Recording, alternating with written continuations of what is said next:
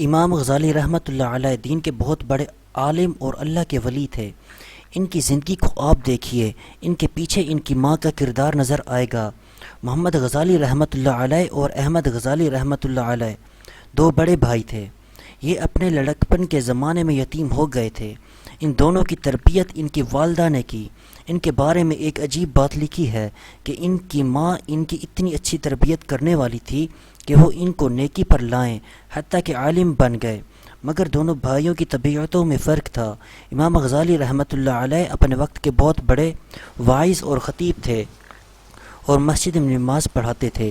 ان کے بھائی عالم بھی تھے اور نیک بھی تھے، لیکن وہ مسجد میں نماز پڑھنے کے بجائے اپنی الگ نماز پڑھ لیا کرتے تھے۔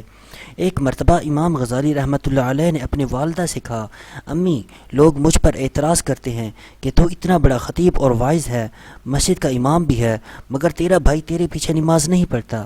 امی، آپ بھائی سے کہیے کہ وہ میرے پیچھے نماز پڑھا کرے۔ ماں نے بلا کر نصیحت کی۔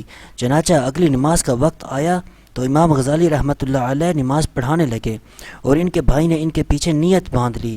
لیکن عجیب بات ہے کہ ایک رکعت پڑھنے کے بعد جب دوسری رکعت شروع ہوئی تو ان کے بھائی نے نماز توڑ دی اور جماعت میں سے باہر نکل گئے۔ جب امام غزالی رحمۃ اللہ علیہ نے نماز مکمل کی اور ان کو بڑی سبکی محسوس ہوئی، وہ بہت زیادہ پریشان ہوئے اور مغموم دل کے ساتھ واپس گھر لوٹے۔ ماں نے پوچھا، بیٹا بڑے پریشان نظر آتے ہو؟ کہنے لگے، امی، بھائی نہ جاتا تو زیادہ بہتر رہتا۔ یہ گیا اور ایک رکعت پڑھنے کے بعد دوسری رکعت میں واپس آ گیا اور اس نے آ کر الگ نماز پڑھی۔ ماں نے اس کو بلا کر پوچھا، بیٹا ایسا کیوں ہے؟ چھوٹا بھائی کہنے لگا، امی، میں ان کے پیچھے نماز پڑھنے لگا۔ پہلی رکعت تو انہوں نے ٹھیک پڑھائی، مگر دوسری رکعت میں اللہ کی طرف دھیان دینے کے بجائے ان کا دھیان کسی اور جگہ تھا، اس لیے میں نے ان کے پیچھے نماز چھوڑ دی اور آ کر الگ پڑھ لی۔ ماں نے امام غزالی رحمۃ اللہ علیہ سے پوچھا کہ کیا بات ہے؟ کہنے لگے کہ امی، بالکل ٹھیک بات ہے، میں نماز سے پہلے فقہ کی ایک کتاب پڑھ رہا تھا اور نفاس کے کچھ مسائل تھے جن پر غور و خوض کر رہا تھا۔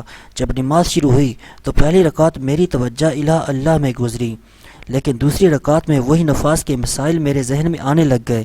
ان میں سے تھوڑی دیر کے لیے ذہن دوسری طرف متوجہ ہو گیا، اس لیے مجھ سے یہ غلطی ہوئی۔ ماں نے اس وقت ٹھنڈی سانس لی اور کہا، افسوس ہے کہ تم دونوں میں سے میرے بھی کام کے لیے کوئی نہ بنا۔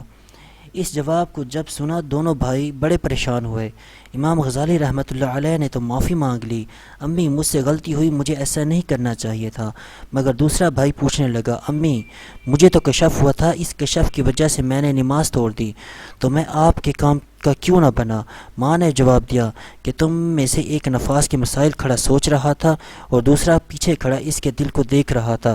تم دونوں میں سے اللہ کی طرف تو ایک بھی متوجہ نہ تھا، لہٰذا تم دونوں میرے کام کے نہ بنے۔